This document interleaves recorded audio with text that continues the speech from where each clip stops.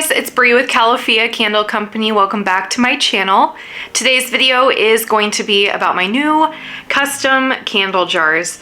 This is something that I have been wanting to do for quite some time now, and I finally bit the bullet and ordered some custom molds from Canadian Silicone Molds. I'll be sure to have their website linked down below. Shout out to Bill and Kirsty if you guys are watching. They have the best customer service and they really just made the whole process so smooth and easy. So I highly recommend checking them out.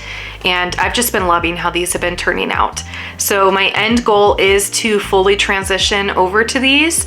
I am working my way up to that right now. So yeah, I've just been loving them. So I figured I would show you guys the mold itself and the pouring and unmolding and all of that jazz. So I hope you enjoy the video. So here is the mold, and this one in particular is their 3-inch tulip mold.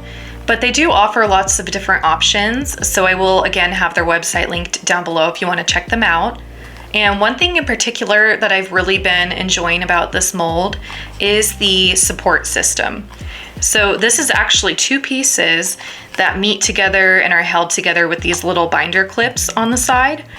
And I find that to be such a smart idea because it's not going to loosen up over time, which is something that I've personally found with the Modern Craft Labs support piece. So you can see these 2 pieces come apart and then they just meet back together and you secure them with the clips.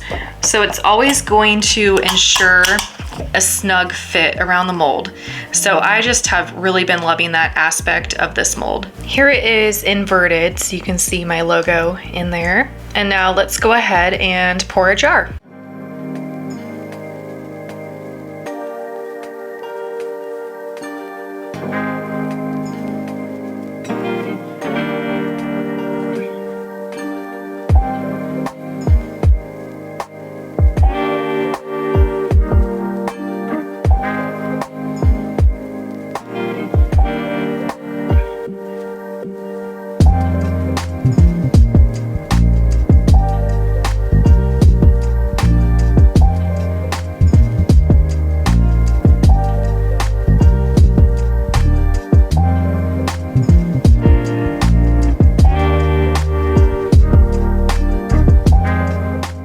All right, so I just finished pouring these molds, and I did want to note that these actually take a little bit more cement all than the 3-inch tulip from Modern Craft Labs.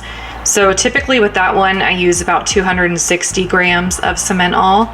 And for these guys, I did about 285 grams per mold, and I found that to be a good amount. Also, I have tried pouring these without the support pieces on before, and you definitely can do it that way if you want to. But the one thing I found was that when you go to add the support pieces on, because it is such a snug fit, it kind of squishes the mixture up. So I would just not fill it all the way if you are gonna do it that way. I just find it a lot easier to leave the support pieces on as I pour. So it's been about 3.5 hours and they are ready to unmold. So I'm gonna start by taking off those clips on the side, and then I'll take apart the support pieces. And then I just do the same kind of way that I do the Modern Craft Labs mold. So I kind of loosen up the top here. And once I have it all loosened up on the top, I just use the palms of my hands and start peeling it back. Now I'm gonna be kind of careful where the logo is. Just try to gently peel off that part.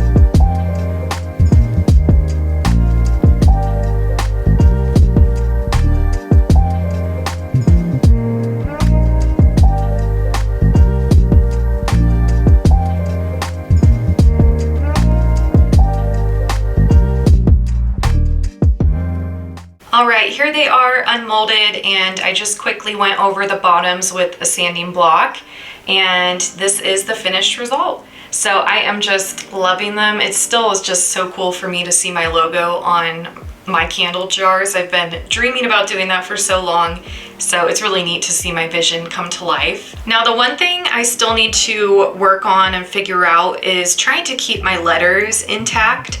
So if you can see on this one, there's pieces of the A's in Calafia that are missing, and then a little bit in the Candle Co as well. And this just could be my fonts that I chose are kind of difficult for this. Or I don't know, maybe I need to unmold more gently or finagle the mixture into the mold better. So I need to work on that a little bit more. If anyone has any ideas, let me know in the comments. But besides that, I am just loving them. So that is the end of the video. I hope you guys enjoyed it and found it helpful. If you did, feel free to give it a thumbs up and subscribe, and I'll see you guys in the next one.